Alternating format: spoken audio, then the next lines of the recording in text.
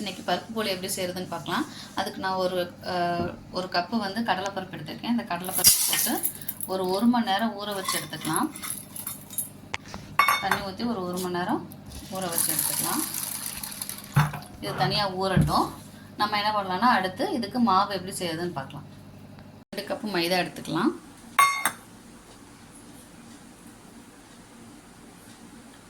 இதில்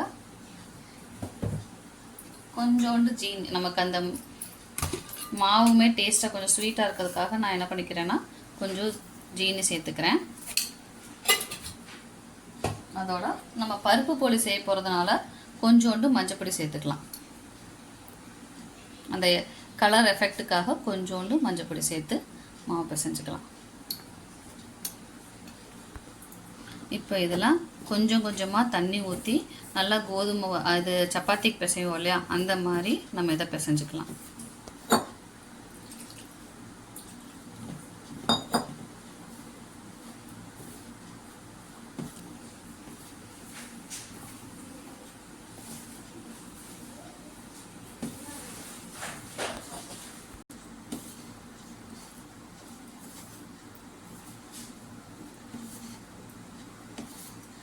இதை நல்லா இப்படி சப்பாத்தி மாவு அளவுக்கு பிசைஞ்சிட்டோம். இப்போ இதை நம்ம என்ன பண்ணலாம்னா இன்னும் ஒரு இலக்கம் கொடுக்கறதுக்கு ஒரு தட்டில் வச்சு நீட்டி பிசைஞ்சிக்கலாம். இழுத்து பிசைஞ்சிட்டோம்னா நல்லா சாப்பிட்டு கிடைக்கும். ஒரு 5 மினிட்ஸ் இந்த மாதிரி இழுத்து பிசைஞ்சிக்கலாம். இப்போ ஒரு 5 மினிட்ஸ் இப்படி பிசைஞ்சிட்டு நம்ம என்ன பண்ணணும்னா அந்த குண்டாவில் போட்டு நம்ம என்ன பண்ணிக்கலாம்னா கொஞ்சம் எண்ணெய் ஊற்றி அந்த மாவு மேலே கொஞ்சம் எண்ணெய் ஊற்றியே பிசைஞ்சிக்கலாம். எண்ணெய் ஊற்றி இப்படி பிசைஞ்சிக்கலாம். ஒன்று நெய் ஊற்றிக்கலாம், இல்லைன்னா நார்மலான ரீஃபைண்ட் ஆயில் ஏதாவது இருந்துச்சுன்னா ஊற்றி நம்ம இந்த மாதிரி பிசைஞ்சு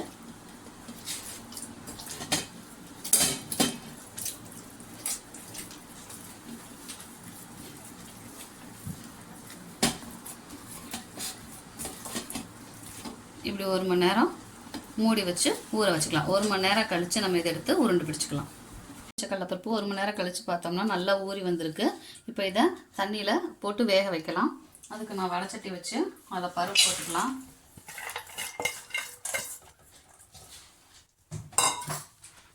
நல்லா பருப்பு முங்குற அளவுக்கு தண்ணி ஊற்றி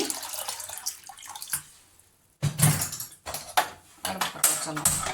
இப்போ இது நல்லா வெந்து வரட்டும். நல்லா மசிகிற அளவுக்கு வேகணும். நல்லா வெந்து வரட்டும். இப்போ ஒரு 10லேருந்து 15 நிமிஷம் கழித்து பார்த்தீங்கன்னா இப்படி வெந்திருக்கும். நல்லா இப்படி அமுத்தினோம்னாலே நல்லா அமுந்தும். ஸோ இந்த மாதிரி சமயத்தில் நம்ம பருப்பை தனியாக எடுத்துக்கலாம். தண்ணியை வடிச்சிட்டு பாத்திரத்தில் எடுத்து வச்சுக்கலாம்.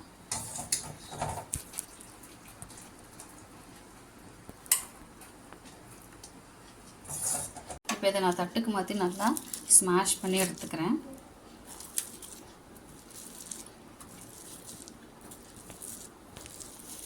அப்போ தான் நம்ம நெய் போட்டு நல்லா பரட்டுறது ஈஸியாக இருக்கும். பருப்பே தெரியாமல் நல்லா மசிச்சு எடுத்துக்கணும். அப்படின்னா தான் நமக்கு தேய்க்கிறப்ப தடுக்காது. இல்லைன்னா தேய்க்கிறப்ப அது வந்து பருப்பு வெளியே தெரிஞ்சுன்னா நல்லா இருக்காது, நமக்கு தேய்க்க முடியாது. அதனால் பருப்பே இல்லாமல் நல்லா மசிச்சு எடுத்துக்கலாம். இப்போ அடுப்பை பற்ற வச்சு வடைச்சட்டி வச்சுக்கலாம். வடைச்சட்டி சூடானதும் நெய் ஊற்றிக்கலாம். இப்போ வடைச்சட்டி சூடாயிடுச்சு. இப்போ நெய் ஊற்றிக்கலாம். நெய் சூடானதும் நம்ம பருப்பு சேர்த்திக்கலாம்.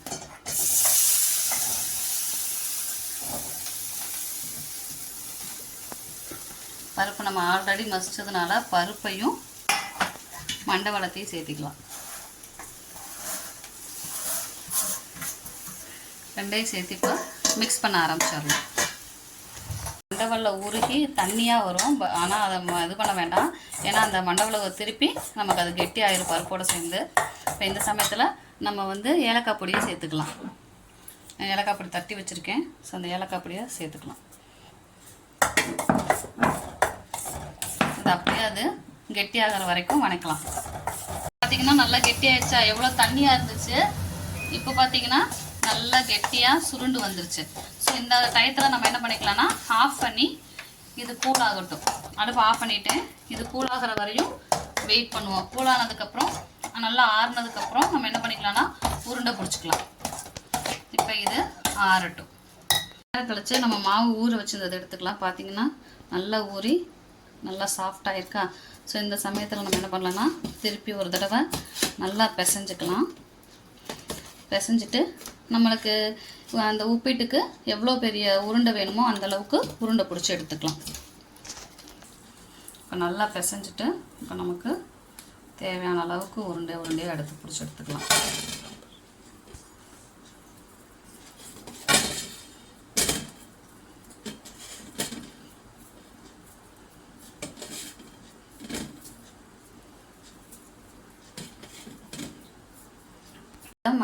மாவை ஃபுல்லாக உருட்டி எடுத்து வச்சுட்டோம். இதை வச்சிடலாம். இப்போ கடலைப்பருப்பு வந்து ஆறிடுச்சுன்னா அதை உருட்டி எடுத்துக்கலாம். ஆறிடுச்சு. இப்போ நம்ம என்ன பண்ணலாம்னா கையில் கொஞ்சோண்டு நெய் தடவிக்கலாம். அது ஒட்டாமல் இருக்கிறதுக்கு கையில் கொஞ்சோண்டு நெய்யை தடவிட்டு இதை எடுத்து நம்ம ஒரு சின்ன சின்ன உருண்டையாக அங்கே உள்ளே வைக்கிறதுக்கு பூரணம் வைக்கிறோம் இல்லையா, இந்த ஸ்டஃப் வைக்கிறதுக்கு அளவான சின்ன சின்ன உருண்டையாக ஒட்டி வச்சுக்கலாம்.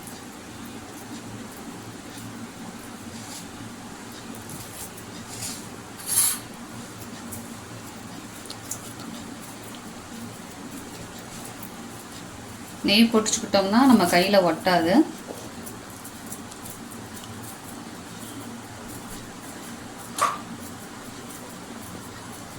இந்த மாதிரி எல்லாத்தையும் உருட்டி எடுத்துக்கலாம். மாவு எடுத்து அப்படியே லேசாக நம்ம என்ன பண்ணுவோம்னா சப்பாத்திக்கு தேய்க்கிற மாதிரி தேய்ச்சிக்கலாம். இதில் நம்ம என்ன பண்ணோம்னா கார்னர் சைடு வந்து ரொம்ப மெல்லிஸாக இருக்கணும். ஏன்னா அதுதான் நம்ம மடிக்க போகிறோம். ஒரு தேய்ப்பு தேய்ச்சிட்டு நம்ம இப்படியே அகலப்படுத்தி வச்சுக்கலாம். கையிலேயே கார்னர் சைடு வந்து லேசாக செஞ்சுட்டு கார்னரை வந்து மெல்லிஸாக மாட்டிக்கலாம். இப்போது இதுக்கு நடுவில் நம்ம என்ன எடுத்துக்கலாம்னா பூரணத்தை எடுத்து வச்சுக்கலாம். பூரணத்தை எடுத்து வச்சுட்டு இப்படி மடித்து விட்டுக்கலாம். இப்போ இது ரொம்ப இந்த இடம் கெட்டியாக இருந்துச்சுன்னா அந்த மாவை தனியாக எடுத்துக்கலாம். தனியாக எடுத்துட்டு ஒரு உருட்டு உருட்டிக்கலாம். அப்படி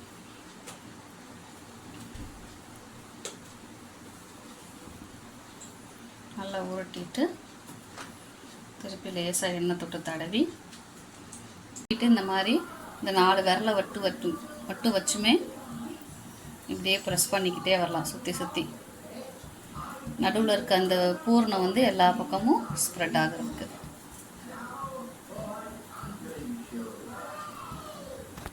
இப்போ அதை நம்ம தேய்ச்சாச்சு. தேய்க்கிறதுனா கையில் வச்சே தான் தேய்க்கணும். இப்போ இது நமக்கு டிரான்ஸ்பரண்ட்டாக தெரியும். அப்படி தெரிஞ்சால் நல்லா டேஸ்ட்டாக இருக்கும். அப்படி தான் இருக்கும் போலி. ஆனால் வேகிறப்ப சரியாக வந்துக்கும். இப்போ இதை நம்ம தோசைக்கல்லில் போட்டு எடுத்துக்கலாம். போட்டுக்கிட்டு இப்போ இதில் நெய்யும் எண்ணெயும் ஊற்றிக்கலாம். எது வேணாலும் ஊற்றிக்கலாம். நான் கொஞ்சம் நெய்யை வந்து மேலே தடவிக்கிறேன், சுற்றி போட்டுக்கிறேன். இப்போ இது வேகட்டும். வெந்தனையும் திருப்பி போட்டுக்கலாம். பார்த்திங்கன்னா நல்லா ஈஸியாக வரும். வேகட்டும் கொஞ்சம் நேரம். வெந்தனே திருப்பி போட்டுக்கலாம். திருப்பி போட்டு வேக வைக்கலாம். ஒவ்வொரு சைடாக மாற்றி திருப்பி போட்டு வேக எடுத்துக்கலாம்.